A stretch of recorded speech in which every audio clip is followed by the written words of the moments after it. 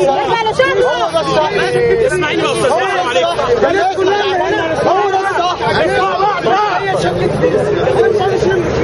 بس احنا بقى بنتكلم اخوانا حاجه واحده. دلوقتي كان في ناس واقفين عند باب الجامع، المسجد اللي هناك، والناس دي كانوا اسمه المسجد ده وجايين دلوقتي جايين عليها غير المساله الاساسيه.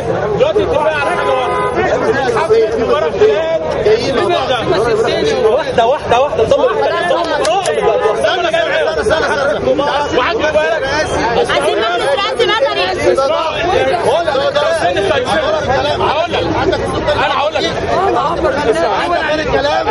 يعني ايه عندك الكلام؟ بنقول مجلس رئاسي مدني ويرجع حاجه غير الكلام. احنا قلنا ايه؟ قلنا المشير يرجع يشوف الحدود، يشوف شغله. هم بيفهموا ايه في السياسه؟ ايوه صح. طب واحد الكلام بس عشان لما تبتدي تتفقوا عليه دلوقتي يا استاذ اسمعني. كلامك صح يا استاذ اسمعني. يا عم اسمعني انت مالك يا عم.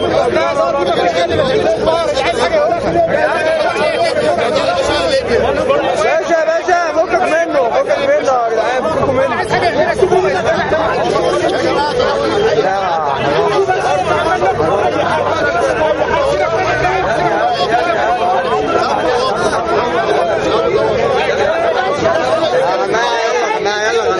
احنا عارفين مطالبنا كويس، مش عايزين حد يقول عنها.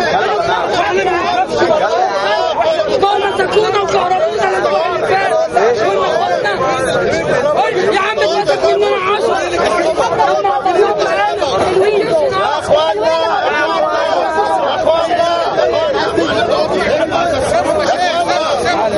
اندعوا زي ما انتوا عايزين، اصرفوا يا جماعه، اصرفوا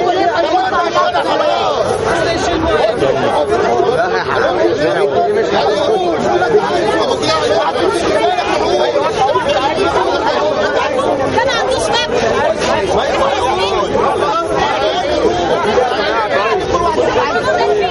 على فكره افتح النت، شوف المطالب، رد عليا، شوف المطالب من الاول.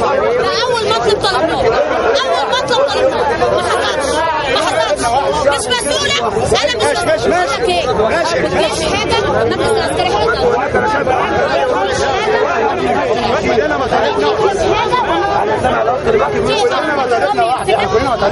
لا انا سامع هناك يا بيه. يا بيه مش وقتها يا بيه. انت حرامي، بتحب الحرامي يمسكك، يبقى هو القاضي المشير حرامي.